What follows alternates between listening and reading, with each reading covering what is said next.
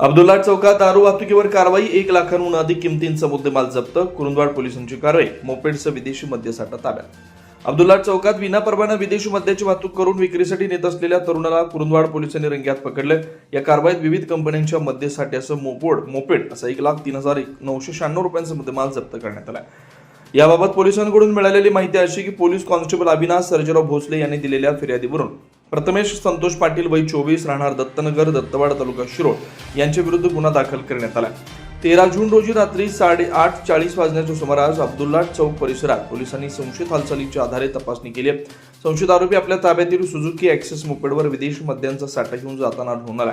तपासणी दरम्यान संशयित आरोपीकडून Kingfisher strong beer, Royal Stag deluxe whisky, Romanov jamun, Real Star, Orange City vodka, Old Monk, Bacardi lemon, X5 vodka, GoGo premix wine, Haywards beer अशा विविध ब्रँडच्या मद्यांच्या बाटल्या, कॅन जप्त करण्यात आल्या. मद्यासाठ्याची किंमत 13,996 रुपये असून वाहतुकीसाठी वापरण्यात आलेली 90,000 रुपये किमतीची मोपेड देखील जप्त करण्यात आली.